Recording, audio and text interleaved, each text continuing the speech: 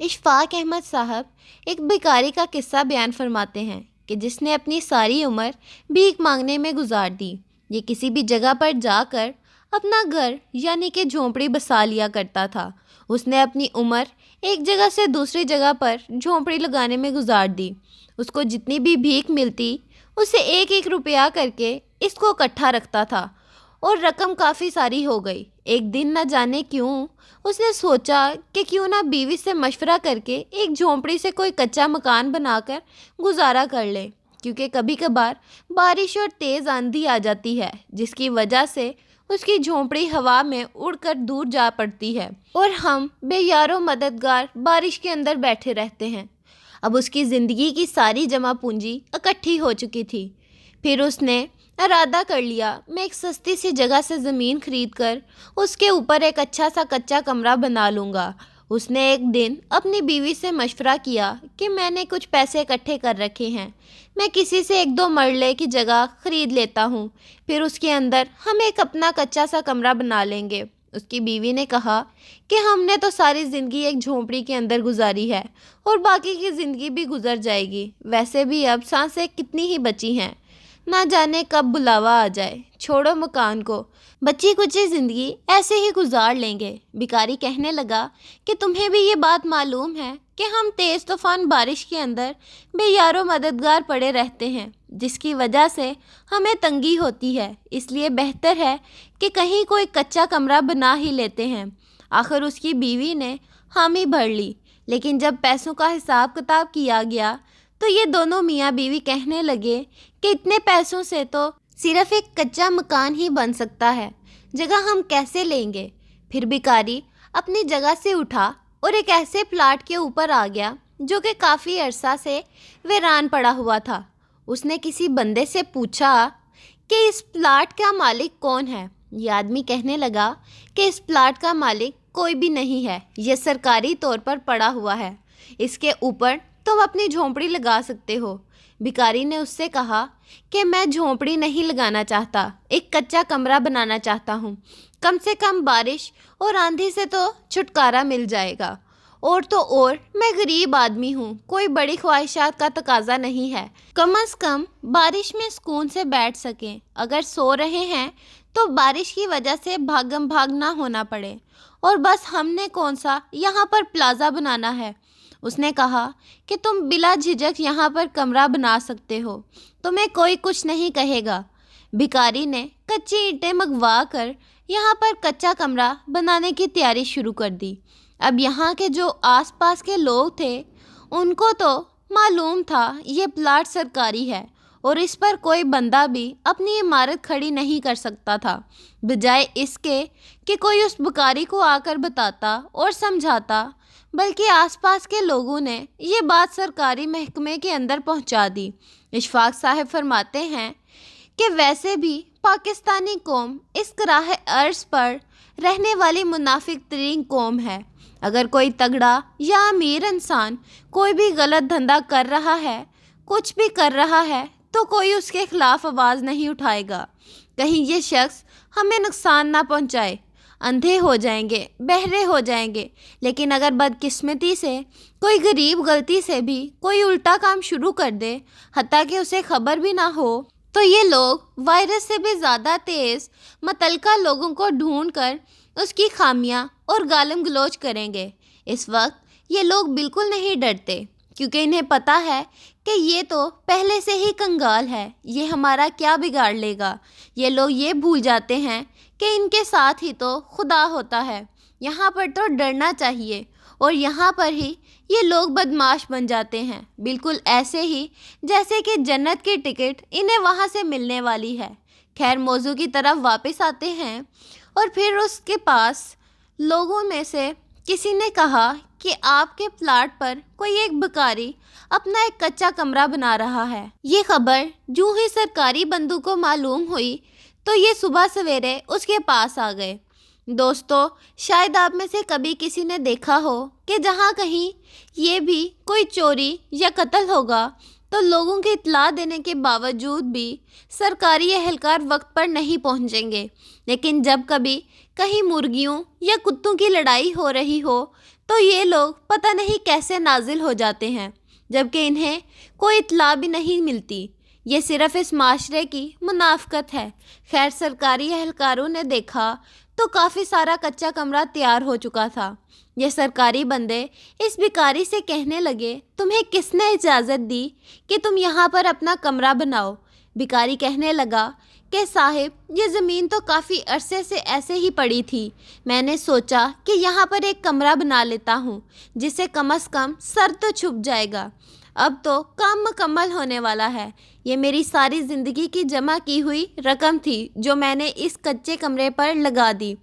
سرکاری بندے کہنے لگے کہ تم آج شام تک اپنا یہ کمرہ گرا دو، اگر نہیں گراؤ گے تو ہم تمہیں جیل کے اندر ڈال دیں گے۔ بھکاری کہنے لگا کہ صاحب آپ میرے اوپر مہربانی کریں، جب بھی آپ کے اس پلاٹ کی قیمت لگے گی یا کوئی خریدے گا یا آپ کوئی عمارت بنائیں گے تو میں یہاں سے چلا جاؤں گا۔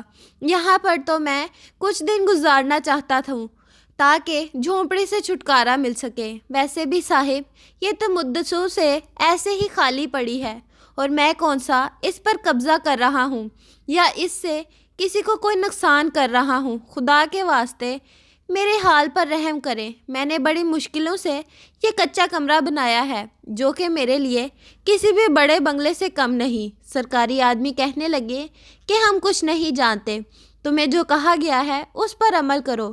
آج شام تک کا وقت ہے ورنہ ہم تمہیں اپنے ساتھ لے جا کر جیل میں ڈال دیں گے۔ پھر یہ لوگ چلے گئے۔ بھکاری نے آ کر بیوی کو سارا واقعہ سنایا اور کہا کہ ہم پوری طرح مصیبت میں پھنس گئے ہیں۔ ہمارے پاس جو بھی جمع پونجی تھی وہ میں نے اس کمرے کے اوپر لگا دی۔ اب یہ لوگ ہمارے کمرے کو گرانا چاہتے ہیں۔ ہم تو برباد ہو گئے، ہمارا گھر تو بسنے سے پہلے اجڑ گیا۔ حالانکہ میں نے تو کبھی بھی زندگی میں کسی کے ساتھ کوئی زیادتی نہیں کی، مگر پھر بھی یہ بھکاری سوالیہ آنکھوں کے ساتھ آسمان کی طرف دیکھنے لگا۔ پھر اپنی بیوی سے کہنے لگا کہ تم ہی بتاؤ میں کیا کروں۔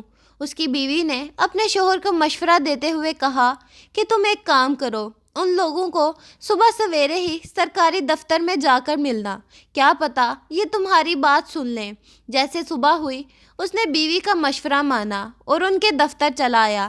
یہاں پر آ کر اس نے ہر ایک بندے کو اکیلے اکیلے ملنا شروع کر دیا۔ کافی منتیں کرنے کے بعد دو بندوں نے تو حامی بھر لی کہ تم اپنا کمرہ یہاں پر بنا سکتے ہو، پر ان میں سے ایک نے تو صاف کہا کہ تم مجھے پیسے کھلاؤ تب جا کر تم وہاں پر اپنا کمرہ بنا سکتے ہو، ورنہ میں تمہیں وہاں پر کمرہ نہیں بنانے دوں گا۔ بھکاری نے کہا کہ صاحب میرے پاس جتنی بھی رقم تھی وہ اس کمرے کے اوپر لگا چکا ہوں، مہربانی کر کے مجھ پر رحم کریں۔ سرکاری بندہ یعنی اس بڑے افسر نے بھکاری سے کہا کہ تم مجھے 5,000 لا کر دو تب جا کر یہاں پر کمرہ بنا سکتے ہو، ورنہ میں تمہیں ایسے فری میں کمرہ نہیں بنانے دوں گا۔ اور ہاں، میں یہاں کا سب سے بڑا افسر ہوں، میری اجازت کے بغیر تم کچھ بھی کر لو، اپنا کمرہ یہاں پر نہیں بنا سکو گے۔ بھکاری کہنے لگا کہ صاحب میرے پاس تو جتنی بھی رقم تھی میں نے اس سے اینٹیں خرید کر یہ کمرہ کھڑا کیا ہے، اور اب میں کہاں سے آپ کے لیے 5,000 لاؤں؟ میں تو وہاں بھیک مانگ کر گزارا کرتا ہوں، مجھے لوگ 10 روپے سے زیادہ تک نہیں دیتے اور آپ مجھ سے 5,000 روپے مانگ رہے ہیں، جبکہ مجھے 5,000 اکٹھا کرنے میں کافی ٹائم لگ جائے گا۔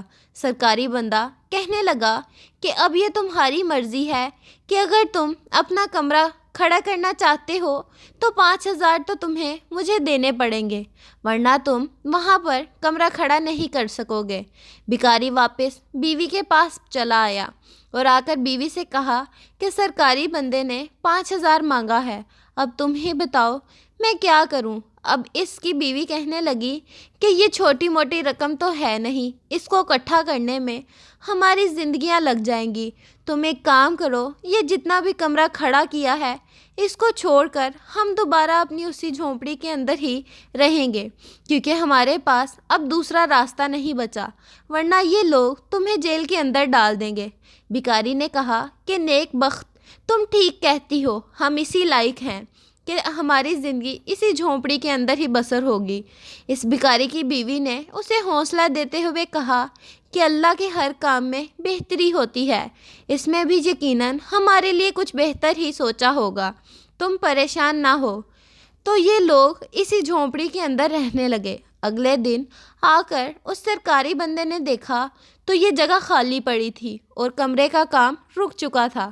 یہ دل کو تسلی دے کر واپس اپنے کام پر چلا گیا۔ اب اسی شام کو جب یہ سرکاری بندہ اپنے گھر کی طرف آ رہا تھا تو اس کی گاڑی کا راستے میں ایکسیڈنٹ ہو گیا۔ اس کی گاڑی پوری چکنا چور ہو گئی، پر افسر کو معمولی چوٹیں لگی۔ یہ کافی حیران اور صدمے میں تھا کہ یہ اس خطرناک حادثے سے بھی کیسے سلامت بچ گیا، اور اس کی گاڑی پوری طرح سے تباہ ہو چکی تھی۔ یہ گھر آ کر شکرانے کے نفل پڑھنے لگا اور اس کا ضمیر اس کی ملامت کرنے لگا، اور یہ افسر دوبارہ سوچنے لگا کہ میں کس وجہ سے بچا ہوں گا، جبکہ میری گاڑی تو پوری طرح سے تباہ و برباد ہو چکی تھی۔ پھر اسے اس بھکاری فقیر کی یاد آنے لگی کہ شاید میں اس کے لیے بچا ہوں، اس نے فقیر کے ساتھ بھلائی کر سکوں۔ جیسے ہی صبح ہوئی تو یہ فقیر کی جھونپڑی کو ڈھونڈتا ہوا اپنے گھر سے چل پڑا۔ یہاں پر آ کر یہ دور دور تک فقیر کو ڈھونڈتا رہا تو اسے ایک جگہ پر فقیر کی جھونپڑی مل گئی۔ یہاں پر آ کر اس نے فقیر سے کہا کہ میرا رات کو ایک خطرناک ایکسیڈنٹ ہوا تھا جس کی وجہ سے میں مر مر کر بچا ہوں۔ اب مجھے نہیں پتا کہ میں کس وجہ سے باقی بچا ہوں۔ آپ لوگوں کو میں اب یہ کمرہ اور اس کے ساتھ ہی 4 دیواری وہ بھی پکی اینٹوں سے بنا کر دوں گا۔ اب آپ لوگ یہاں پر پرسکون رہ سکتے ہیں۔ بھکاری اور اس کی بیوی نے جیسے ہی یہ بات سنی تو اس بندے کو دعائیں دینے لگے۔ پھر یہ میاں بیوی آپس میں بات کرنے لگے کہ ہم تو بڑی مشکل سے یہ کچا مکان بنانے کے بارے میں سوچ رہے تھے، اللہ تعالیٰ نے ہمارے لیے وسیلہ بنایا کہ مکان بھی پکا بنا کر دے رہا ہے اور 4 دیواری بھی، ہمیں اور کیا چاہیے۔ پھر اس بندے نے آ کر اپنے روپیوں سے ان کو گھر بنا کر دیا۔ اس کے اندر بھکاری اور اس کی بیوی اس گھر کے اندر رہنے لگے۔ اشفاق احمد صاحب فرماتے ہیں کہ ہمیشہ ہر حال میں خدا پر توکل رکھیے۔ بعض دفعہ جہاں پر ہمیں لگتا ہے کہ ہمارے ساتھ زیادتی ہو رہی ہے، اللہ بہتر جانتا ہے کہ اس میں شاید ہمارا بھلا ہو رہا ہو، لیکن ہم دنیا دار لوگ ہیں، ہمیں یہ بات سمجھ میں کم ہی آتی ہے۔ اللہ پاک سے دعا ہے کہ وہ ہم سب کو کامل ایمان والا مسلمان بنائے۔